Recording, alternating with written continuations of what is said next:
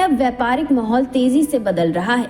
देशों के बीच व्यापार न सिर्फ आर्थिक विकास का आधार है, बल्कि ये अंतर्राष्ट्रीय संबंधों का आईना भी है। दरअसल अब मेक्सिको ने भी अमेरिका की तरह एशियाई देशों के खिलाफ टैरिफ का बड़ा फैसला किया है। जानकारी के अनुसार मेक्सिको ने भारत, चीन, पाकिस्तान, दक्षिण कोरिया, थाईलैंड और इंडोनेशिया पर 50% टैरिफ लगाने का ऐलान किया है। इसके अलावा कई सामानों पर 35% शुल्क भी बढ़ाया जाएगा। यह प्रस्ताव मेक्सिको की सीनेट में भारी बहुमत से पारित हुआ। समर्थन में 76 वोट और विरोध में केवल 5 वोट पड़े। 35 सदस्य अनुपस्थित रहे। इसे अगले 2026 से लागू किया जाएगा। आपको बता दें कि भारत मेक्सिको को गाड़ियां, मोटरसाइकिल, ऑटो पार्ट्स, बिजली के उपकरण, मशीनें, ऑर्गेनिक केमिकल्स, एल्युमिनियम, दवाइयां, कपड़ा और रत्न आभूषण निर्यात करता है। वहीं मेक्सिको से भारत कच्चा तेल, पेट्रोलियम उत्पाद, इलेक्ट्रॉनिक उपकरण, मशीनरी, ऑटो पार्ट्स और रसायन आयात करता है।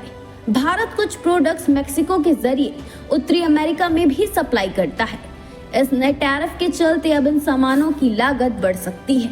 अब अगर आंकड़ों की बात करें तो हाल के वर्षों में भारत और मेक्सिको के बीच व्यापार तेजी से बढ़ा है। 2020 में भारत से मेक्सिको निर्यात 4.25 अरब डॉलर था, जो 2024 में बढ़कर 8.98 अरब डॉलर हो गया। वहीं मेक्सिको से भारत का आयात 2.74 अरब डॉलर रहा। कोविड के बाद दोनों देशों के बीच व्यापार में थोड़ी गिरावट आई थी, लेकिन अब यह तेजी से बढ़ रहा है।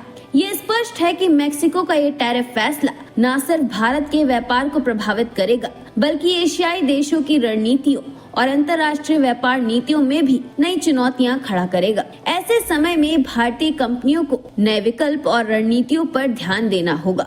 ऐसे ही तमाम अपडेट्स के लिए जुड़े रहिए स्पष्ट वक्ता के साथ। शर्मा क्यों रहा? दीदी कितनी शाई है ना? वो तो है। दीदी अपने हर बॉयफ्रेंड से ऐसे ही शर्माती है। प्रिया गोल्ड CNC, मीठे में नमकीन का ट्विस्ट।